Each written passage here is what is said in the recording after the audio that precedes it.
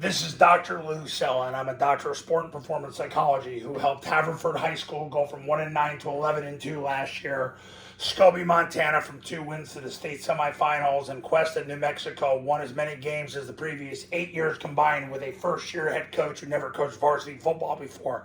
And in this video, we're going to discuss simplifying the Flexbone offense to a single solution per situation. So you're like, look, I'm humble enough to admit that I get easily overwhelmed and I only need one solution per situation. We're going to cover that right now. We're going to oversimplify the process and do it in a radical format right now. So here's what happens. The offense, and you've heard me say this many times in the other videos, but we're going to go through it again because I'm going to beat this into your head. Zone dive, you get 4 yards, you run zone dive again. Same thing Army and Air Force do for the most part. Zone dive, you run zone dive, you get 4 yards, you run zone dive again. If you don't get 4 yards on zone dive, you run the follow. Unless the C-gap player takes the dive, then you run mid-triple. Your one solution is, zone dive is the all-encompassing solution. It's the holistic solution. That's what you run. Zone dive sets up the mid-triple, but ultimately you run zone dive, you get 4 yards, you run zone dive again. You don't get 4 yards on zone dive. If the C-gap player takes the quarterback, you run follow, and if he takes the dive, you run mid-triple. So you got one solution per situation. C-gap player on quarterback, follow. C-gap player on dive, mid-triple. If you can't tell, you do the best you can with either follow or mid-triple. The good thing is follow, you got 10 blockers and a runner. The good thing about mid-triple is you're not going to block the C-gap player anyway because, well, he's in the count. So you're going to win-win either way. But ultimately, you want to be able to tell distinctively if the C-gap player is taking the dive or the quarterback. Now, keep it to a single solution per situation. If they blitz, you toss it. If you want to bind the post safety, you throw a vert. If you want to bind the split safety, you throw a switch. If you want to bind the corner, you throw a boot. Vert is designed to bind the middle of the field safety. If you want to bind him, he's flying up. Vert's the way to do that because you send both receivers down the field in a compressed formation, and he's always going to be wrong.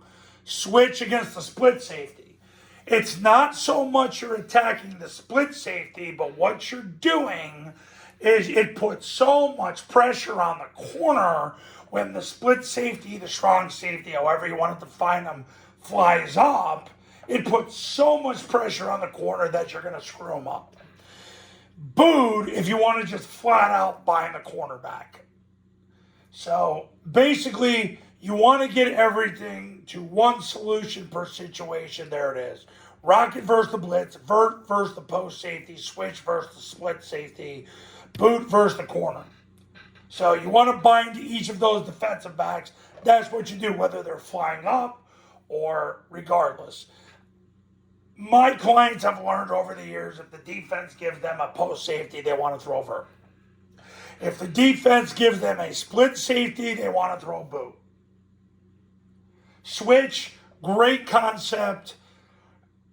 Ultimately, it's if the split safety flies up. But if you look at the odds of that happening in a high school football game with the emergence of zone dive, this is the number one pass because 90% of the time you get a post safety. Somewhere between 80 and 90%. And that's held consistent even back in the old Paul Johnson inside veer days. It was about 80%. Now it's about 90%. Defense is aligned with a post safety. Vert's the best pass play to run. Then you use boot to bind the corner. If they give you a split safety, switch is good to run because if that guy flies up, you take advantage of that. Now, to review.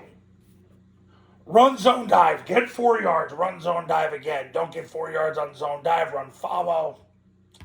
Unless the C-gap player takes a dive, if so, you run mid-triple. Rocket against the blitz, vert to beat the post safety, switch to beat the split safety, boot to beat the corner. Keep that as your solutions. You got one solution per problem, and you're going to do wonders, absolute wonders in this world. So there you go. Now, Triple Option Football Academy camps are $29.97 to $39.97, depending on your geographic region. I do a camp tomorrow in Virginia. I'm there Monday, Tuesday, and Wednesday. Then I got camps the week after that, the week after that, the week after that. On and on we go. Online camps. All you need is an iPhone and a Bluetooth speaker. We run the same camp we've run the last 16 years. It's $19.97. If you do a camp, you get the online academy for free. You want to do the online academy by itself, it's $9.97. You call this number to become a client. You go to that website to learn more. I do specific academies and camps for 8-man, 9-man, and 11-man football. I got 2 9-man clients in the last 2 weeks. I'm about to get an 8-man client. I'm about to do a camp with an 8-man school. So, and the camp I'm doing tomorrow is an 11-man camp. So, if you're ready to become a client, give me a call. I'll see you in the next video. Talk soon.